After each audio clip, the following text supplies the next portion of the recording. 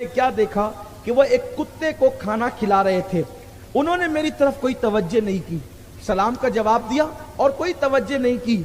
और जब वो कुत्ते को खाना खिला चुके, मैं बहुत हैरान था, इतने बड़े शेख है और मुझ जैसे आदमी को देखकर कुत्ते पर पूरी तवज्जो है, मेरी तरफ तवज्जो नहीं, तो मुझे बुरा लगा।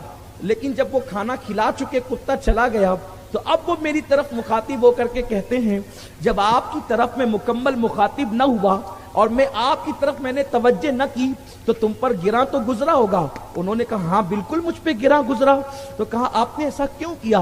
तो उस वक्त वो कहते हैं, दरअसल शेख बात ये है कि हमारा इलाका कुत्तों का इलाका नहीं है, यानी यहाँ आमतौर पे कुत्ते नहीं रहते।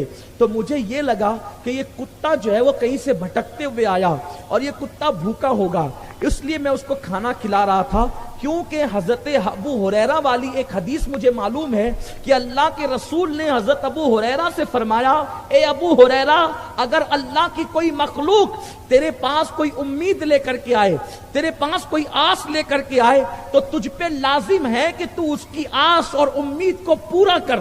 अगर तू उसकी आस और उम्मीद को पूरा करने की ताकत रखता है तो तू उसकी आस और उम्मीद को पूरा कर। इसलिए कि अगर तूने अल्लाह की मखलूक तेरे पास आस और उम्मीद लेकर के आए और तू ताकत रखने के बावजूद उनकी आस और उम्मीद को पूरा न करे तो अल्लाह क़यामत के दिन तेरी आस तोड़ देगा और अल्लाह रब्बुल इज्जत तुझे जन्नत से रोक देगा और जहन्नम में दाखिल फरमा देगा। इसलिए कि जब मखलूक खुदा किसी के पास कोई उम्मीद लेकर आए और वो उसकी उम्मीद को तोड़ दे तो अल्लाह क़यामत के दिन उसकी उम्मीदों पे पानी फेर देगा और उसकी उम्मीदों को तोड़ देगा।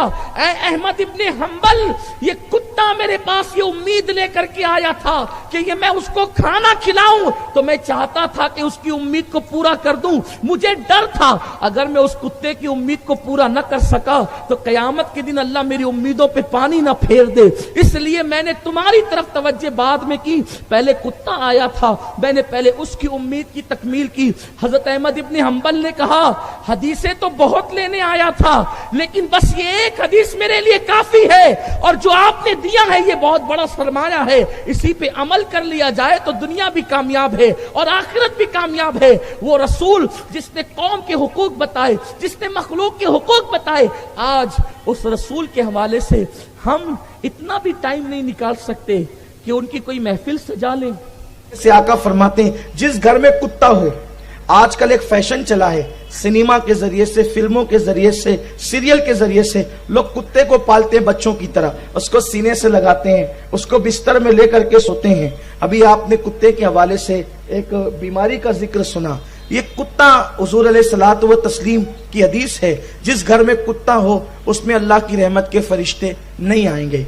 और यहां तक के फुकाहा फरमाते हैं, जो बला जरूरत कुत्ते को पालेगा अल्लाह की बारगाह के अंदर वो जवाबदेह होगा और अजाब का मुस्तहिक होगा। क्यों?